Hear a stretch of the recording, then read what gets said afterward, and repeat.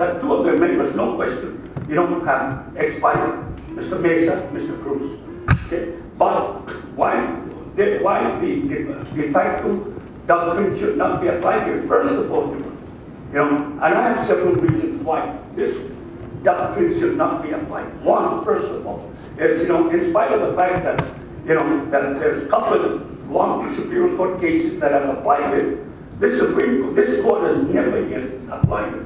And contrary, but there are strong policy reasons for doing so. Yes. Government stability, efficiency, public reliance on authority. There's quite a few reasons why the de facto doctrine, is recognized by just about every state in the United States Supreme Court. Well, Your Honor, the de facto doctrine is a doctrine that is on the decline. And I cite to occasion Silver, but it's a Ninth Circuit case where the Ninth Circuit refused to adopt the Silver case, which is 915, rather 951, Federal 2nd, 1030. I don't think that there's any dispute that we shouldn't apply the de facto doctrine when a board, whether they're acting de facto or de jure, exceed the power that's vested in the office de jure.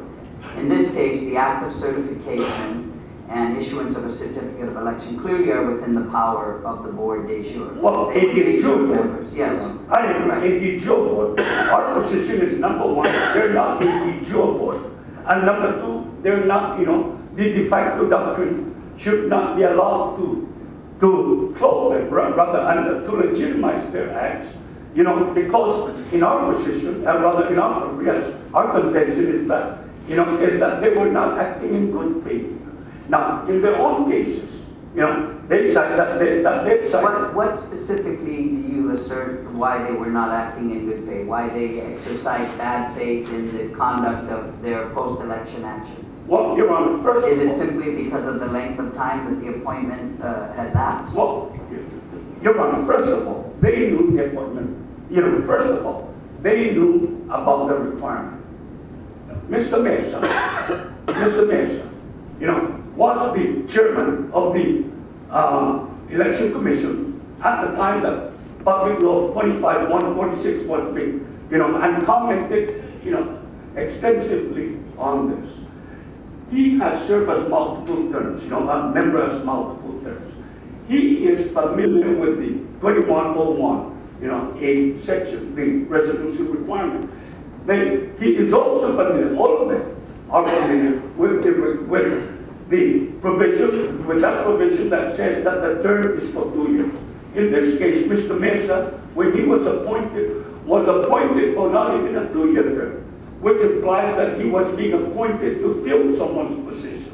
So Mr. Mesa knew that his term had expired, and he knew that his term, if he wanted to be re-nominated again, that under 2101A, he would have to undergo the same nomination process and then appointment process, by the governor. In Ms. Ruth's case is that she was initially appointed, and as the governor said, rather, I believe she filled someone's term again. I believe it was Ms. Kilman that she filled that term. And when she was appointed on October 29, 2008, the appointment was very clear. It's for a 2-year term. The delayed taking of an oath, Your Honor, does not hold the appointment. So are you asserting that knowledge of the expiration of the office equates to bad faith? Well, not just knowledge of that, but also knowledge of the fact that, the appointment was not pursuant to the requirements, the resolution requirement, and also the fact that you have Ms. Ruth, trying to expand on her appointment, on the length of her appointment. And in essence, what she's doing is that, to allow this whole argument is to say that, a member can, decide that I'll hold off on taking the oath. I'm going to continue functioning, and I'll hold off on taking the oath until, right before my expiration. And ergo, I've got, 2 hours. Rather, an extra 2 years. But the doctrine should not apply in this case, because our contention is that you have a very sophisticated board. You have a board that has served multiple terms. You know, you have a board that knows the requirements of the statute. You have a board that knows that the length of the terms. And then you have a board members that when their term is over, do nothing to restart the nomination process if they wanted to stay, so that they can once again be renominated. You have a board that really, wants to stay on this board. So our position. But if someone believes that they shouldn't be entitled to sit, they can bring a direct action seeking their removal. Well, Your Honor, is someone there? But that's not what we're here for. Okay? What we're here for simply is to say, that there has been a total, and pervasive non-compliance with the statute by members that are aware of that requirement and by members whose de-jure terms, if it was ever de-jure to begin with, have expired and have not restarted the nomination process. I really believe that, I differ with the respondents' argument here, that the party that's responsible here for any error is the government. I believe that the parties, the political parties have a function in this, because the political parties are the ones that are interested in an election, and that's why, in 25-146, the political parties, the requirement of the resolution requirement was changed in order to have a true expression, expression of the political parties, not just at the whim of one or arbitrariness of the chairman, but to have the the party committee, I guess central executive committee, meet by way, and vote upon by way of a resolution as to who the members are that should be nominated. So I believe that the parties are not just because they're a political party, not a government entity. They do have a critical role, play a critical role in the elections. It's not, so it's the parties, it's the governor, and it's the parties, the governor, and the election commission itself. I believe, Your Honor, that I believe that the counsel for the commission here plays an integral part, and part of the commission's job here, function, is to ensure that everything is proper. And they, not only are the members sophisticated, but they have legal counsel to guide them. And the fact that they've not been guided, in my opinion, Your Honor, shows the pervasiveness, and I believe can be interpreted as bad faith, that you have members that want to continue being members, in spite of the fact that their term is not expired. Justice Merriman has a follow-up question for you, Mr. Yes, ma'am. Mr. Lujan, why do we just stop then on November 6th?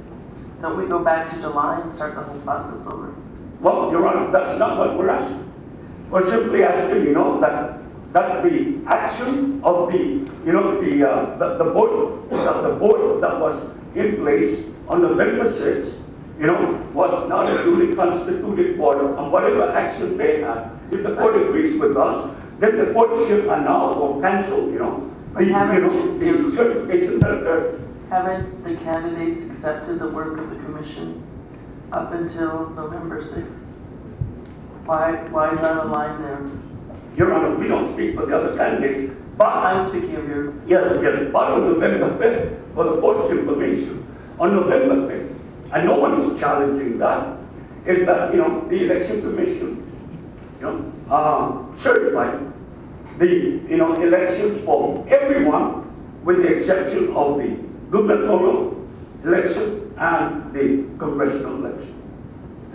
So that's what we're focusing on simply. We're representing one entity here, and that's our main focus. But I think Justice Merriman's question is directed to, if we decide to ignore the de facto doctrine, then why doesn't that just upset the entire actions of an election commission that wasn't acting de jure? I don't think that it would upset it. All it would mean is that, there would have to be a de jure, commission appointed, nominated and appointed pursuant to the statute. And what they do is simply, go about their work. But And, we're when talking they about the primary election results also. Well, Your Honor, I mean, the argument is that the board at the time of the primary election was not a de jure board. but Your Honor, we're not challenging an election. We're not challenging the primary election. We're not challenging the general election. So you assert that if we determine that they should not be entitled to the de facto doctrine, that it would have no impact on their actions in the primary election? Well, our position is that the only thing that we're asking this court, is, is to determine what occurred, whether there was a, duly constituted board on November 6th, and to determine whether the acts of that board